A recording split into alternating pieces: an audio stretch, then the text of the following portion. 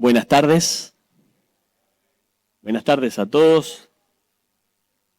En esta tarde vamos a ver un pasaje muy conocido de la Escritura que está en Efesios. Y vamos a hacer un poco hincapié en un concepto que a veces preguntan por qué tenemos que hacer tanta insistencia en esto. ¿Sí? Vamos a leer en el capítulo 6 de Efesios.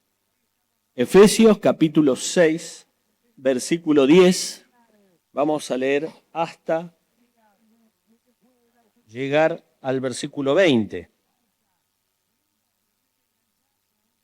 ¿Todo lo tenemos?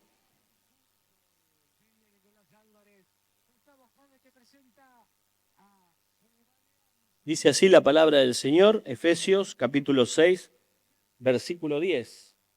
Por lo demás, hermanos míos, fortaleceos en el Señor y en el poder de su fuerza, vestidos de toda la armadura de Dios, para que podáis estar firmes cuando las acechanzas del diablo.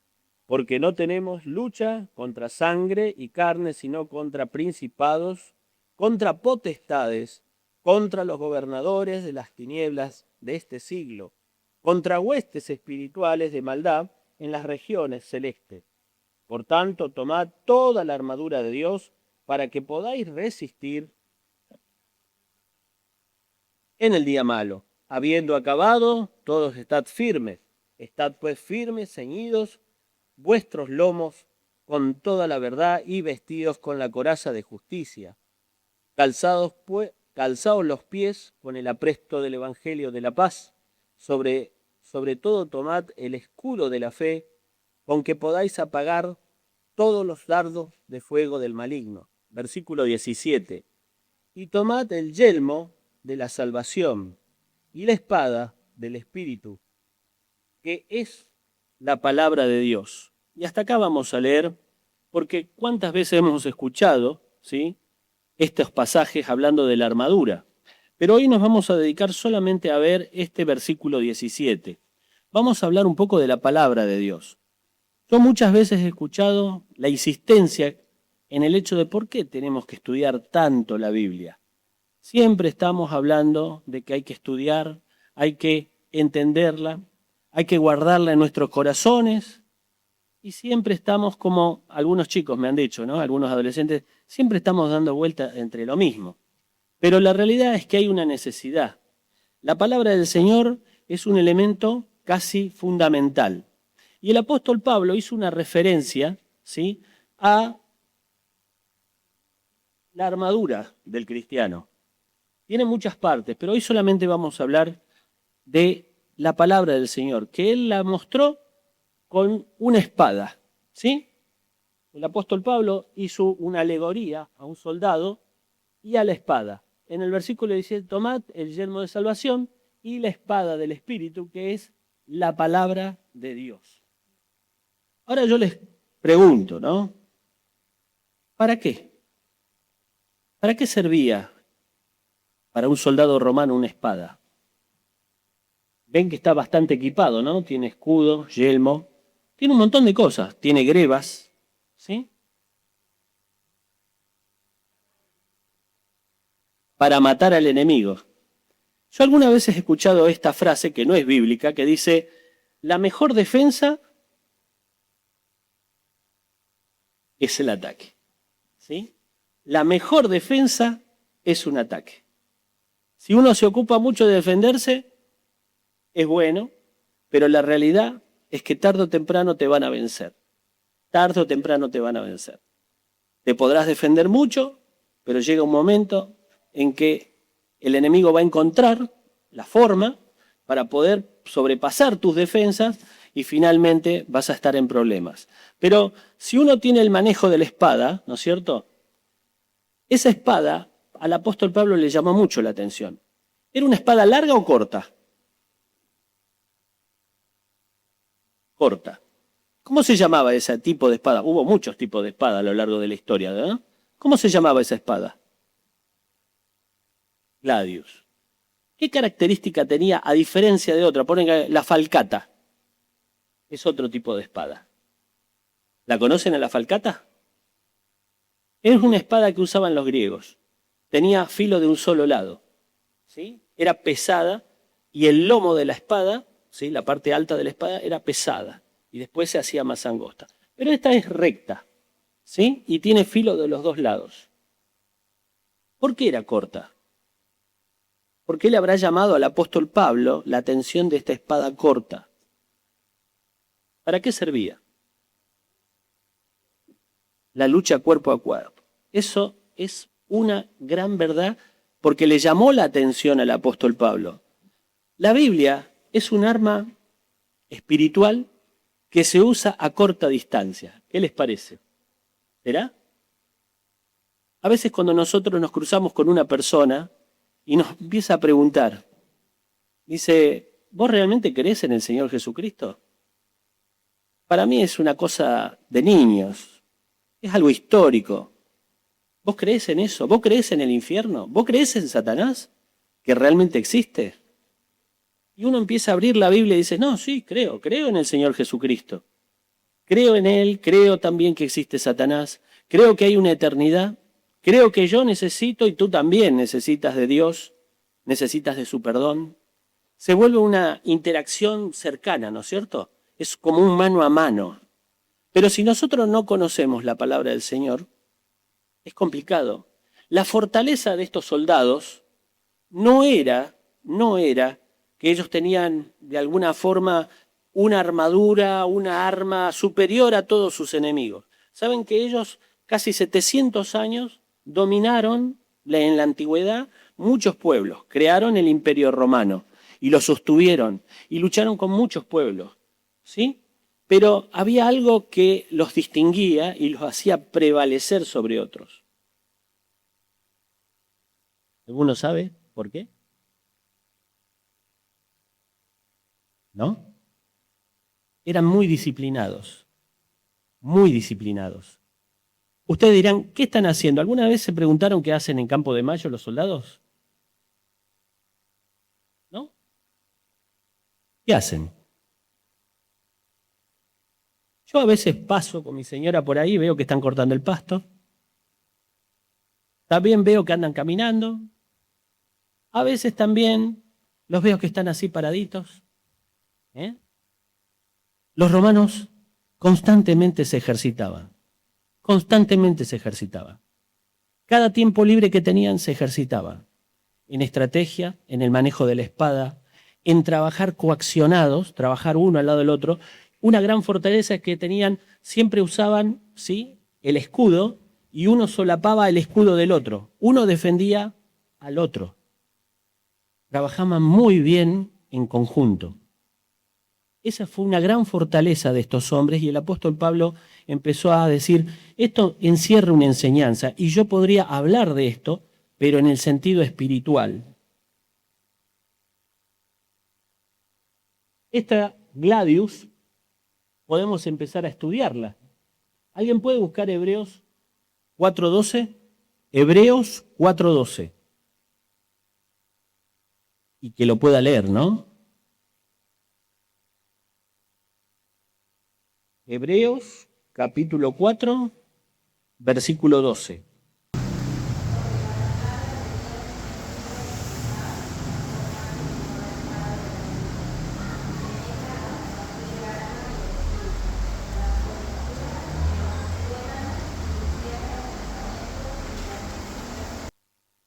Muy bien.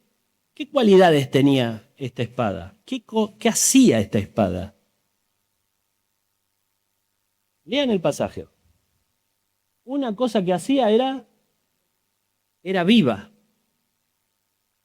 Esta espada que él estaba viendo en la realidad, en la parte espiritual, que es viva.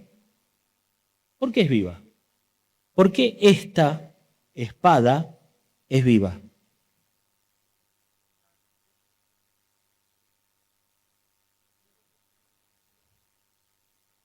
La palabra de Dios, a diferencia de otros libros, póngale, mi hija le encanta leer libros, lee muchos libros, lee Agatha Christie, lee novelas, lee libros históricos, pero al fin y al cabo son libros muertos. porque eso no cambia vidas. La palabra de Dios tiene el poder para cambiar vidas, y eso la distingue a esta espada. Otro detalle que lo pueden encontrar, vayan leyendo, es eficaz. ¿Qué significa que algo sea eficaz? ¿Qué pasa si yo tengo una espada desafilada?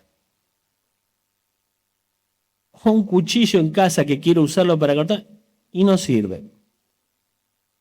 ¿Esto es eficaz? Yo les voy a decir algo. Las espadas son tan eficaces como quien la empuña. ¿Se entendió eso? Las espadas son tan peligrosas y eficaces dependiendo de quién la usa. Y cuando nosotros la aprendemos a usar, realmente somos eficaces. Y el Señor nos dio esta espada para usarla y alcanzar almas, cambiar vidas. Y vos dirás, ¿todas las Biblias hacen eso? Todas las Biblias lo hacen, pero no todos la empuñan eficazmente. Y cada uno de nosotros deberíamos utilizarla eficazmente porque la sabemos usar. ¿Qué más dice el pasaje? Es cortante, dice la palabra. Cortante. Yo recién decía, si una espada no tiene filo, ¿sirve para algo? La Gladius tenía dos filos, de un lado y del otro. ¿Saben que si uno va por la calle y lo para la policía y encuentran un arma, un cuchillo, pónganle, si tiene un filo de un lado, imagínense un cuchillo tramontina. Un filo es un cuchillo doméstico que se usa para comer. Si la policía te encuentra con un cuchillo que tiene dos filos, dice, es un arma de guerra. Es peligrosa, es cortante. La palabra del Señor la compara así. Es muy aguda, penetra, es eficaz, cambia vidas, pero volvemos a decir lo mismo. Es tan poderosa como el quien la empuña. La Biblia yo la puedo tener arrumbada en la mesita de luz, puesta en una biblioteca, o la uso simplemente para ir a la iglesia. Pero esa espada tiene un poder enorme si la sabemos empuñar, porque puede cambiar vidas, porque es eficaz, porque es penetrante y corta. A veces nosotros con una palabra podemos cambiar vidas a través de la palabra del Señor. A veces muchas veces he hablado con personas que nos discuten, nos dicen, no, esto no es así, no. Esta palabra es viva y eficaz, más cortante que espada de dos filos. Penetra hasta llegar al alma, llega hasta los huesos y a veces causa en nosotros y en las personas que podemos llegar a alcanzar con nuestra predicación, con nuestro testimonio, a hacer cambios que tal vez nunca se logren. Hay personas que van al psicólogo una vida, ¿sabían eso? Hay personas que van al psicólogo para que él te haga hablar sobre tu vida y te haga entender cuál es el problema y que vos lo puedas superar. Yo creo fielmente de que el Señor puede hacer cambios radicales en tu vida si lo dejas. Y esa palabra que está acá puede hacer esos cambios. Avanzando un poquito dice que es penetrante. Nada se escapa de esta palabra. Algunos me dicen, sí, me da algunos consejos la palabra de Dios. Sirve para todo la palabra de Dios. Es penetrante, llega al alma. Dijo, tengo un problema con mi marido, tengo un problema con mis hijos, tengo un problema con mi trabajo, tengo miles de problemas. No te hagas problema. La palabra del Señor es un manual de vida. Es algo que puede revertir todo y llegar hasta lo más profundo. Tengo un trauma de mi niñez, que no lo he podido superar aún siendo ya grande. ¿Sabes lo que pasa? Esta espada penetra hasta llegar a lo más profundo de tu corazón y puede cambiar eso que a vos es una carga que la venís llevando desde hace mucho, mucho tiempo. Discierne. ¿Qué significa discernir? ¿Sí? ¿Qué significa? Más valentía. ¿Qué significa?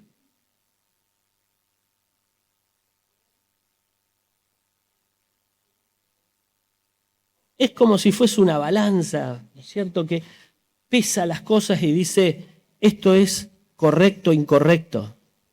A veces muchas personas nos vienen a plantear distintas cosas. Los otros días estaba hablando y una persona me ofreció ser de alguna forma socio de él. Pero no compartimos, él no es creyente y yo lo soy. Me dice, esto puede ser un gran negocio,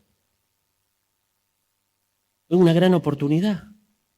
A lo largo de la vida muchas personas nos pueden ofrecer tantas cosas, pero si yo sé discernir voy a decir, no, esto a mí no me conviene. No, pero es un gran negocio. Puede ser que no te convenga. ¿Por qué? Porque la palabra del Señor me abre el entendimiento y me dice, nunca hagas yugo desigual. Me hace una persona sabia, me hace una persona previsora, me hace una persona madura. Es el manual de vida que me dice qué hacer y qué no hacer. Aunque en los ojos de otras personas nos digan, sí, esto es genial, lo que yo te estoy proponiendo es bárbaro. No siempre, espiritualmente no siempre. ¿Y cómo voy a saber si me conviene o no me conviene? A través de la palabra. Hay cosas, ayer estaba hablando nuestro hermano Mateo, que estaba el rey y dijo una frase que al ojo parecía genial. Vamos a la guerra contra Ramón de Galaad, porque tu pueblo es como mi pueblo y yo soy como tú y aparte somos parientes. Vamos a la guerra juntos. 2 reyes contra 1. No vamos a hacer migajas a los asirios. Le faltó entendimiento. Había una falacia. Una falacia es una mentira. La palabra del Señor las descubre a las mentiras. Esto no es así. Tu pueblo no es mi pueblo. Yo no soy igual que vos. Yo no voy a ir con vos, porque yo soy cristiano y vos no. Yo tengo cosas que a mí me dice Dios que no debo hacer y a vos nada te traba. Podés hacer lo que quieras. Y tu conciencia no te dice nada, pero a mi conciencia sí. La palabra de Dios discierne, nos da inteligencia, sabiduría, toma de buenas decisiones. Pero si no la sé manejar a la espada, no vale de mucho. La espada vale tanto como el que la empuña. Pero, avanzando un poco más, la palabra de por sí, dice este pasaje de Isaías 55:11, así será la palabra que sale de la boca, referente a Dios. No volverá a mí vacía, sino que hará lo que yo quiero y será prosperada en aquello que la he enviado. La palabra del Señor tiene la virtud de que cuando se usa, cumple su propósito. Ustedes dicen, yo salgo a predicar, pero nadie me da bolilla. No se hagan problema. Dios toma control de esa palabra que uno dio de gracia, que uno dio por amor a esa alma. Esa alma la desprecia, agarra así el papel y te lo tira, no quiere el tratado, te dice, vos estás loco. Claro, pero esa palabra ya nunca más va a volver vacía. Algún efecto va a generar. Aún el efecto de decir, cuando esté esa persona en la eternidad, a decir, una vez un hijo mío te dio la oportunidad de escuchar y vos lo despreciaste. Te quiso presentar el plan de salvación y vos lo despreciaste. Quiere decir que quedó en los anales. No es que hiciste algo y la palabra no valió nada. Sí, a algunos la palabra va a cambiar sus vidas, pero a otros va a ser significativo por el hecho de que despreciaron al Señor. No nos desprecian a nosotros, desprecian al Señor. Pero el Señor lo recuerda, lo va a recordar hasta en la eternidad, ese momento. La palabra del Señor es útil, muy útil. Pero avanzando un poco más, tomemos el ejemplo del Señor. El Señor fue tentado antes de empezar su ministerio. ¿Sí? Estuvo 40 días ayunando y después vino Satanás a tentarlo. ¿Sí? Eso está en Mateo capítulo 4, del 1 al 11. Y lo primero que Satanás le dijo, si tú eres Dios, convierte el pan, estas rocas, en pan. Fácil para Dios, ¿no? Pero el Señor le contesta, no solo de pan vivirá el hombre, no. Después Satanás le dice, échate desde el pináculo del templo y que vengan unos ángeles y te sostengan. Y el Señor le contestó, no tentarás al Señor tu Dios, ¿no? Y finalmente le presenta todos los reinos de la tierra y le dice, si te arrodillares ante mí, y el Señor le dijo, al Señor tu Dios adorarás y solo a Él servirás.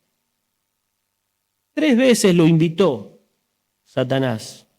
Y el Señor, ¿qué respondió? ¿Qué tienen en común todas esas respuestas del Señor? ¿Cuál es la respuesta del Señor en todas las ocasiones? Ustedes dirán, son todas diferentes las respuestas. Tienen algo en común. ¿Cuál es la parte común?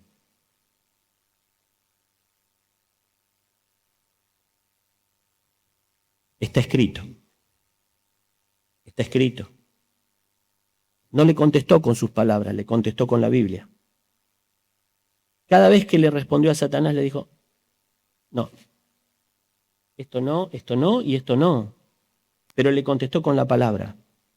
Es el ejemplo del Señor. Él combatía con la palabra. Usaba esta espada.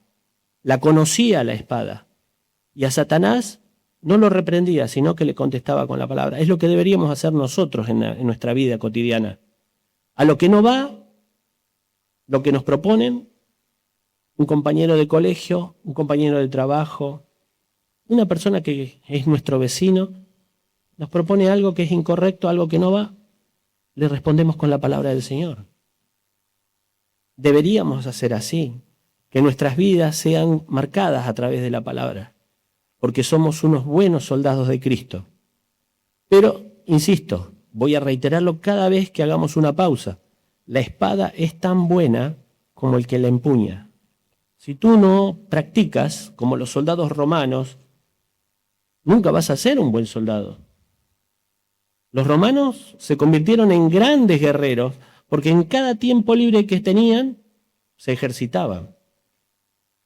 No estaban como los de acá de Campo de Mayo cortando el pasto.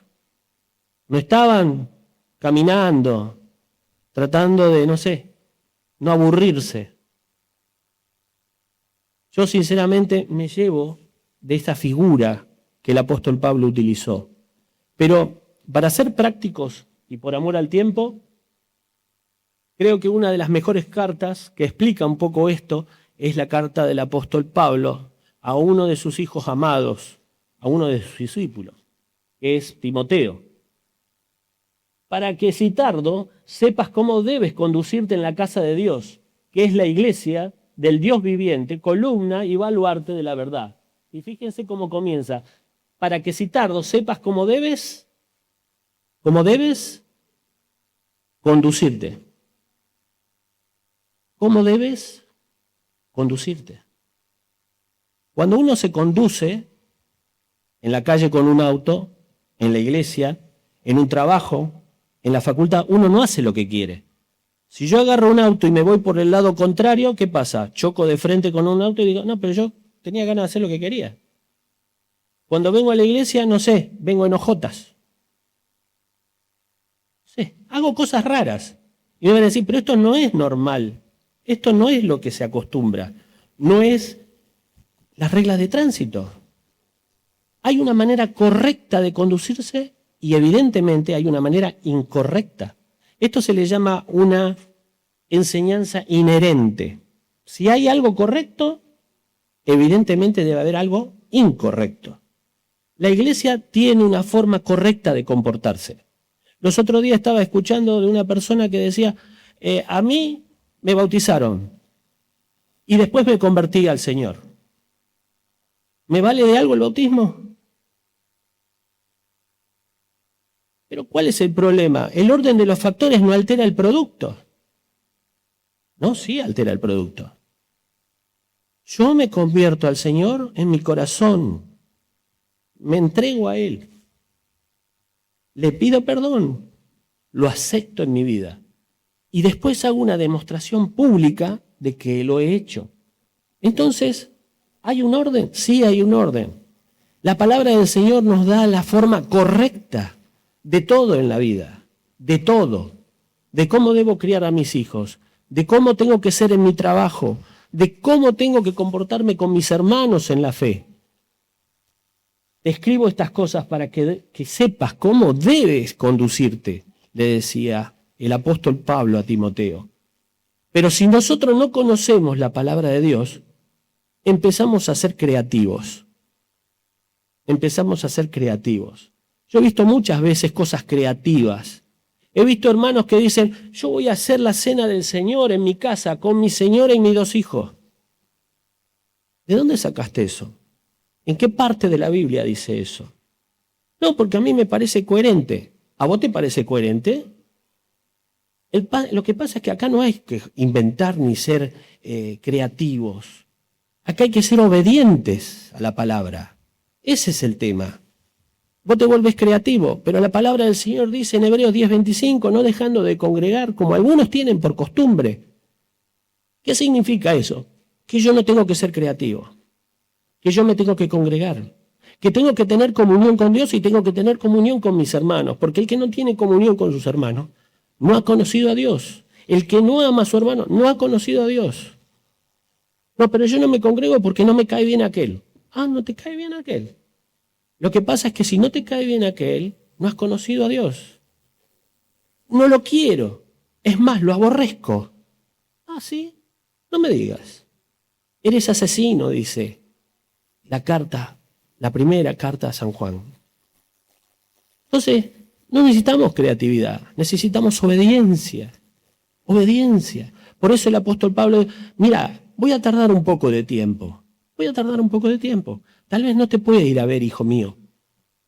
Pero, mientras tanto, te escribo estas líneas para que sepas cómo debes, no si quieres, debes conducirte. Un poquito más adelante, dentro de los consejos, dice, toda la Escritura es inspirada por Dios, útil para enseñar, para redarguir, para corregir, para instruir en justicia. Qué virtudes que tiene la palabra del Señor. Dentro de las acciones que genera la palabra del Señor, tenemos enseñar, instruir y tenemos también redarguir y corregir. Son acciones. 2 acciones de alguna forma están en las antípodas una de otra. Están separadas. Las dos primeras, el de enseñar e instruir, son para el crecimiento. Y las otras 2 son correctivas. Entonces uno tiene que, a ver, ¿qué está diciéndome la palabra del Señor? Enseñar e instruir, ¿son sinónimos? ¿Son sinónimos? No. No. ¿Qué estoy haciendo yo en este momento? Estoy enseñando. Sea poco o mucho, estoy enseñando. Pero, ¿instruir qué hace? Instruir lleva más tiempo. Enseñar se puede hacer una enseñanza. ¿Cómo tengo que hacer un bizcochuelo? Mirá, tenés que agarrar una receta, así, y haces un bizcochuelo. Claro. ¿Cuánto tiempo lleva formar un chef? ¿Le doy una clase y ya está? Es la diferencia entre enseñar e instruir. Enseño, te puedo enseñar cómo destapa una botella. Te enseñé a destapar una botella. Instruir lleva más tiempo. Instruir equivale a discipular. Enseñar es predicar. Instruir es discipular. Pero las 2 cosas son necesarias a través de la palabra. Si estoy en un momento fugaz, te puedo enseñar algo. Pero si yo quiero realmente impactar en tu vida, tengo que instruir. Tengo que enseñar todo. Y va a llevar tiempo. Pero dentro de esa enseñanza puede ser que se presente redarguir. ¿Qué es redarguir? La palabra del Señor a veces dice que nos redarguye de pecado, nos hace dar cuenta que estamos equivocados. La palabra del Señor tiene esa capacidad. Yo he visto muchas personas que han llegado al entendimiento de la palabra del Señor y dicen, lo conozco ahora y leyendo la palabra del Señor me he dado cuenta de que yo lo que hice en mi vida ha estado mal. La palabra del Señor me redarguye, me hace entender lo que Dios quiere y lo que Dios no quiere para mi vida. Pero también sirve para corregir. Cuando algo lo estamos haciendo agrede mal, yo me doy cuenta que está mal, pero lo quiero seguir haciendo. La palabra del Señor entonces se puede utilizar para corregir. Pero estas acciones, estas dos acciones que hace la palabra del Señor, tanto en la instrucción como en la corrección, es para nuestro bien, es para nuestra edificación. ¿Y cuál será el propósito? Este es el propósito. A fin de que todo hombre de Dios sea perfecto, enteramente preparado para toda buena obra. Yo quiero servir al Señor en la iglesia, pero no sé cómo. Yo quiero hacer muchas cosas para el Señor, pero ¿sabes si realmente Él se va a agradar de lo que estás haciendo? Yo lo hago de corazón, yo lo hago de todo corazón. Claro, pero necesitamos obediencia, necesitamos conocer la palabra. El Señor quiere ser servido como Él quiere ser servido, no como nosotros pensamos que Él quiere ser servido. Porque a veces hay una distancia kilométrica de eso. Decimos, yo voy a hacer esto para el Señor. Está perfecto. ¿Pero el Señor lo desea? ¿O yo lo voy a hacer a mi manera? Yo lo voy a hacer a mi manera. Empezamos a hacer un Dios a nuestra medida. Eso le va a gustar al Señor. ¿Lo sabés? ¿Realmente lo sabés? Porque si no, el Señor no se va a agradar, no lo va a bendecir y todo va a ser a pulmón. Lo vas a hacer vos y el Señor no lo va a bendecir. Por eso es importante conocer la palabra. El Señor quiere ser servido como Él desea ser servido. Pero a veces hacemos lo que queremos. Por eso el apóstol Pablo dice, te voy a escribir algunas líneas para que sepas cómo debes conducirte, cómo debes obrar, cómo lo tienes que hacer, porque no se hace de cualquier manera. Se hace como Dios quiere que sea hecho, para que sea bendecido, para que lleve fruto, para que lleve mucho fruto. Pero, ya terminando, otro consejo, procura con diligencia presentarte a Dios aprobado como obrero que no tiene que avergonzarse, que usa bien la palabra de verdad. Y dice así al comienzo, procura con diligencia. ¿Qué significa eso? ¿Qué significa la palabra diligencia? Y les digo que se van a reír ustedes. Cuando lleguemos al final, se van a reír. Porque está casi en la punta de la lengua. ¿Alguien lo descifra? Dice, procura con diligencia. Allá me hacen así, calmadamente. No. Tampoco con cuidado. ¿Alguna vez escucharon esa palabra diligencia? ¿En dónde la escucharon? Yo estoy seguro que en alguna película la escucharon. En las películas del oeste, ¿no? Cuando los indios van detrás y la diligencia va y van mirando para atrás y nos van a alcanzar y dale, corramos porque nos alcanzan, con diligencia, corriendo. La virtud de la diligencia, es una virtud la diligencia. Pero yo puse ahí una del viejo oeste, de 1800, pero carretas ha existido desde todos los tiempos. Y en los tiempos de Pablo también existía, no eran diligencias del oeste, pero eran carros. Y a veces pedían que el carro vaya rápido, que haga el trabajo correcto a tiempo, que no le pase nada, que no se tome un rato el que lleva el carro de descanso, sino tenés que llegar a tal lugar en tal momento, te estoy esperando.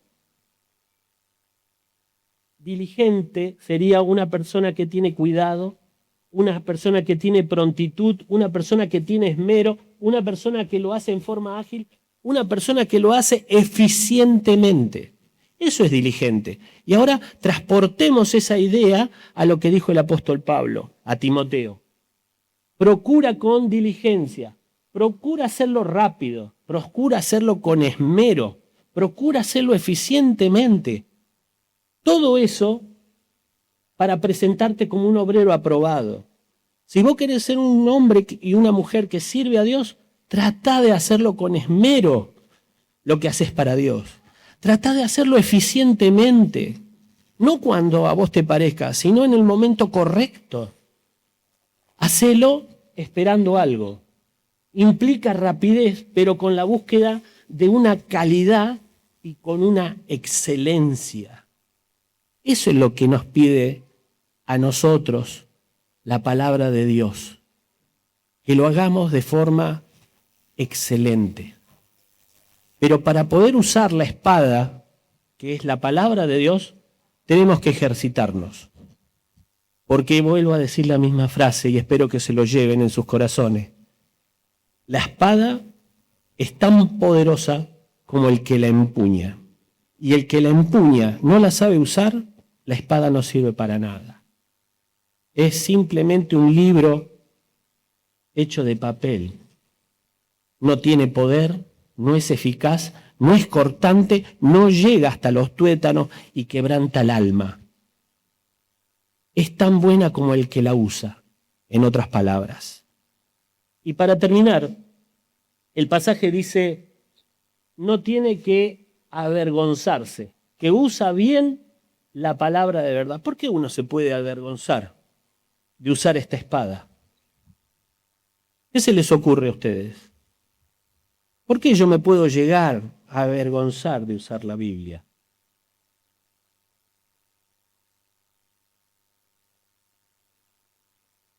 ¿Qué dice ahí en rojo? El valor moral del que abre una Biblia. Yo a veces he visto muchos videos en YouTube y uno que me ha pegado mucho en el corazón es cuando pecó Jimmy Swaggart. No sé si alguna vez lo has visto. Jimmy Swaggart fue un gran predicador en la década de los 80, 90. Tenía una transmisión que llegaba a toda América. Se llamaba Club 700. ¿Por qué? Porque alcanzaba a 700 millones de televidentes. Pero un día, varios investigadores privados lo siguieron, que había entrado en un motel y estaba con dos mujeres saliendo de él y lo filmaron. Y después lo pasaron en la CNN de Norteamérica. Y realmente fue una conmoción para los que eran parte de esa iglesia, donde él era uno de los pastores, y también fue una conmoción para su familia, pero también fue una conmoción para los que no creían en el Señor Jesucristo.